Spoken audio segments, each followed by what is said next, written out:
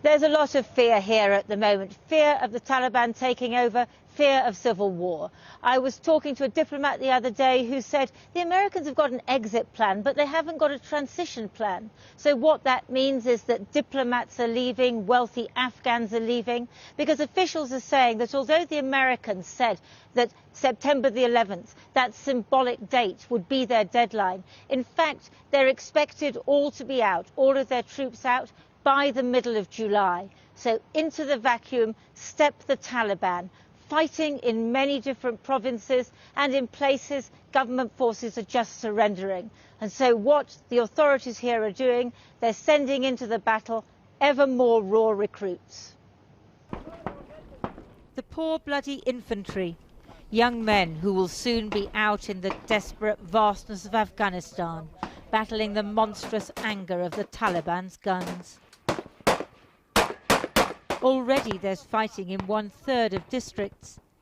New recruits know that their enemy is emboldened, surrounding major cities including Kabul.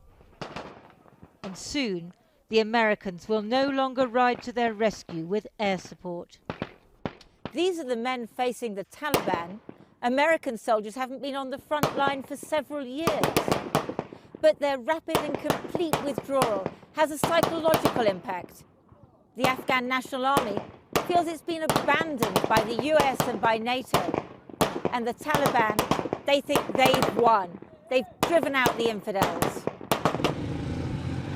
In Ghazni province, southwest of Kabul, the Taliban control most villages, while the government holds urban centres. They parade for the camera. A motorcycle gang with national aspirations. Taliban leaders got what they wanted from negotiations with the Americans and are now stalling on new talks with the Afghan government. They want to gain more territory first. Afghanistan's chief negotiator not only has to deal with a Taliban who won't talk seriously, but with foreign governments withdrawing diplomats, a sign that they're losing confidence that the centre will hold. The West is abandoning you, is divorcing you, so you have no choice but to marry the Taliban. Can we still live a single life? Or the point is that there are a few things that we need to do here, like taking care of the unity within the Islamic Republic to present a unified front in support of peace, and God forbid, if war was imposed upon us, to be unified in defending the country. Where can you compromise to do a deal with the Taliban so there is no war? The future of the country based on one person, one vote is critical. Without it, we cannot have, we could have something to get there, power sharing, you call it transitional or whatever, but that will not be a permanent solution. A permanent solution will be when the people enjoy their rights. Not that Afghans enjoy many rights in the villages on the outskirts of Kabul, where many have moved in recent years, fleeing insecurity, drought and poverty in the provinces. Here in Kochiabad, the aid agency UNICEF has provided a much-needed source of water. But families still don't send their girls to school for fear they'll be kidnapped on the 3-hour walk. The more insecure the country gets, the more difficult it will be to implement development projects. Many fear a future without foreign forces.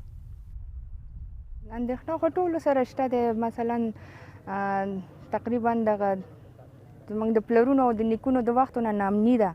دغه 28 کاله زموږ دغه دی وشو چې همدغه جنګ روان دی. نو که هغه یوځي خامخا نامني خو رامنځته کېږي، یو ګډوډي به راځي ترمنځه. خو زموږ ملک دی ناست به نو کوم خوا خو تللی نه شو ترنه. که حالات ښه وي که خراب وي په خپل ملک به پاتې یو. US military equipment is being reduced to scrap, along with the ideals of women's rights and democracy they once sought to impose. Other NATO forces, including the few remaining British troops, are scrambling to keep up with the American rush to get out, irrespective of instability and the strength of the Taliban.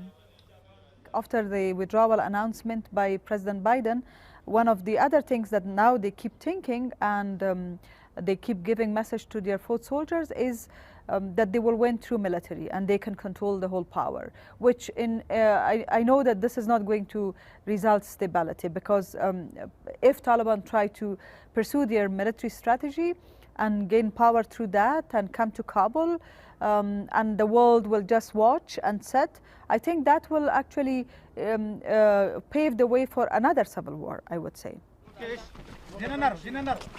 Counter-terrorism training.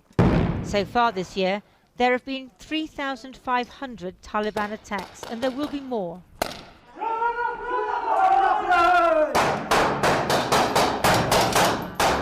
Afghanistan's fate now lies with its people and its neighbours. The best hope is that Pakistan, which still sponsors the Taliban, will tell them to stop fighting and start talking again. The post-9/11 era of America's war on terror is over. It's ending where it began, in the sands of Afghanistan. Now, the Taliban has promised the Americans that they won't allow al-Qaeda to attack the US again.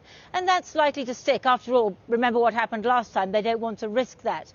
And I don't think that the Taliban's going to march straight into Kabul. But places like Lashkar, remember Lashkar? That's where the British were garrisoned, where a lot of British blood and treasure, as we say, was spent. Well, the Taliban's been besieging that, and it controls all of the area of Helmand around. It's highly likely that they're going to take pretty much all of the south of the country. And then the other danger is that militia groups and warlords, they're going to start fighting the Taliban and fighting the government, who they feel is failing to protect them. So that's the danger that we have here. The Americans have been here for 2 decades. They say this is an end to their forever wars. Well, in Afghanistan, there's been war for 40 years. And at the moment, there's no end to conflict in sight.